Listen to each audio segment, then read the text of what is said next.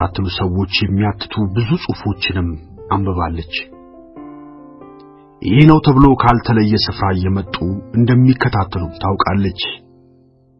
ፈጽሞ ያልተገለጸላት እሷን ምን ይሁን ብለው እንደሚከታተሏትና ከሷ ምን እንደሚፈልጉ ብቻ ነው። ሰላማዊ እንቅልፍ ካጣች ሰንብታለች። ዞትር ጧት ከእንቅልፏ የምትነቃው ከራስ ምታቷ ጋር ተጫጭኗት ነው። ይህ ሁሉ በሐሳቤ የፈጠርኩት ቅዠት ነው ስትል አሰበች። አሽሌ ፓተርሰን የሥራ ጫና ደቋቁሶኛል። የግድ ረፍት ማድረግ ይኖርብኛል።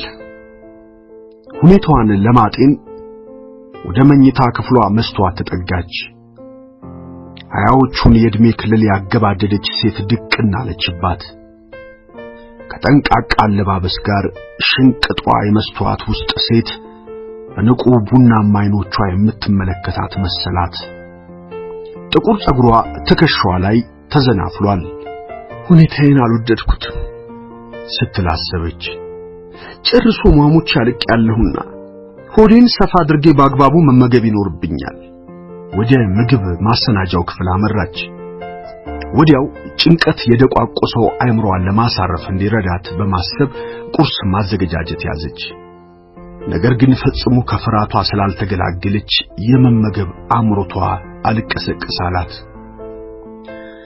እንዲህማ አይሆንም ስትል በንዴት ተብሰከሰከች። ማንም ይሁን ማን እንዲህ ያለውን ተጽዕኖ በኔ ላይ እንዲያደርስ አልፈቅድለትም በፍጹም። አሽሌ ሰዓቷን ገረፍ አድርጋ ተመለከተችው። ወደ ሥራ መሄጃ ጊዜዋ ደርሷል። ለመሰናበት ያሰበች ያህል አፓርታማዋን በጥንቃቄ ቃኘችው። ለፍርሃቷ ከለላ የሆናት አይሆናት ማረጋገጥ የፈለገች ይመስል አጤነችው። ቪያ ካሜኖ ውስጥ 3ኛ ፎቅ ላይ የሚገኘው ይህ አፓርታማዋ መስህብ ባለው ሁኔታ ተቀብቷል። እንግዳ መቀበያ፣ መኝታ፣ ማብሰያና መታጠቢያ ክፍሎች አሉት። እዚህ ካሊፎርኒያ ኮፐርቲኖ መኖር ከጀመረች 3ኛ ዓመቷን ከ2 ሳምንታት አስቀድሞ ደፍናለች። እስከ ቅርብ ጊዜ ድረስ ቤቷን ለመንፈላሰሻ እንደተበጀች የወፍ ጎጆ አድርጋ ነበር የምታስባት። አሁን ግን እቺ እንደ ጽድቅ ስፍራ የምትቆጥራት ቤቷ ወደ ምሽግነት ተቀይራባታለች። ከማንኛውም ጥቃት የምትጠብቃት ምሽጓ።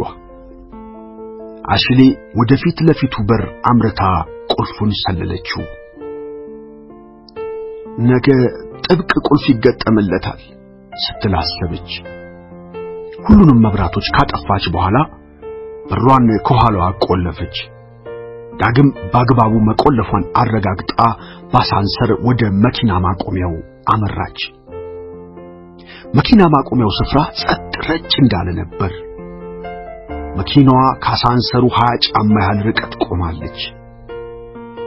አካባቢዋን ባንክሮ ከተመለከተች በኋላ ወደ መኪናዋ ሮጠች። እንደገባችም በሮቹን በሙሉ ቆላለፈች። ልቧ ክፉኛ እየመታባት ነው። መኪናዋን አስነስታ ለከተማይቱ ዳርቻ አመራች።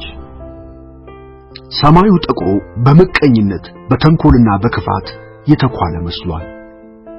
የአየር ትንበያው ዛሬ ይዘንባል ብሏል። ነገር ግን አይዘንብም ስትል አሽሌ አሰበች። ፀሐይ ትፈነጥቃለች፣ ፈጽሞ አይዘንብም። ከፈጣሪ ጋር ውላለን። ካልዘነበ ሁሉም ነገር ጥሩ ይሆናል። የሚያስጨንቀኝ ሁሉም አይኖርም። ከ10